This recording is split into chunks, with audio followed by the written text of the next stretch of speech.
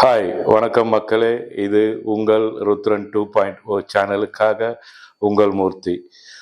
அதாவது மக்களே, நேற்றைய தினம் நம்ம வில்லிவாக்கம் தொகுதியை சார்ந்த ஒரு கூட்டம், அதாவது நம்ம ஆதவ் அர்ஜுனா வில்லிவாக்கம் தொகுதியில் சார்ந்த ஐநாவரத்தில் ஒரு கூட்டம் கூட்டுறாரு. அங்கே ஒரு பொதுக்கூட்டம் நடக்குது. அங்கே நாஞ்சில் சம்பத், அப்புறம் விஎஸ் பாபு போன்ற கட்சிக்காரங்களா இருக்காங்க. அப்பதாங்க ஒரு கிளைமேக்ஸ். அதாவது இவங்க திட்டத்தை நிறைவேற்றிய ஒரு கூட்டமாக அயனாவரத்துல நடந்தது. என்னன்னு சொன்னா, திடீரென்று ஆதவ அர்ஜுனா பாட்டில் அடிச்சிட்டாங்க, லேடிஸ் மேல பாட்டில் அடிச்சிட்டாங்க, இது திமுகவின் சதி அப்படின்லாம் அவர் பேசுறாரு. இது கரூர்ல நடந்த மாதிரியே இவங்க திட்டமிட்டு ஒரு கலவரம் ஏற்படுத்த நடத்துறதா இவரு சொல்றாரு. அப்படி நடத்த யோசனை பண்றவரே இவர் ஆதவ அர்ஜுனா தான்.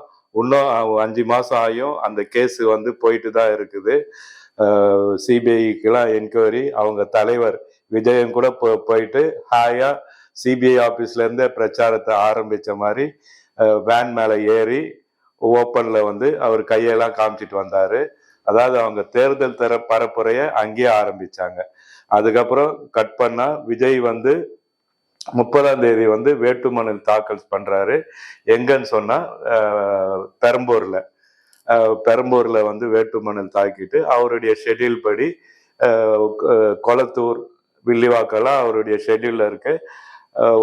ஸோ அதுக்கு நடுவுல தான் இந்த ஐநாவரத்துல இப்படி ஒரு அபாண்டமான குற்றச்சாட்டுன்னு சொல்லலாம். ஏனென்றால் அதுல ஈடுபட்ட 2 பேரை காவல்துறை கைது பண்ணியிருக்குது.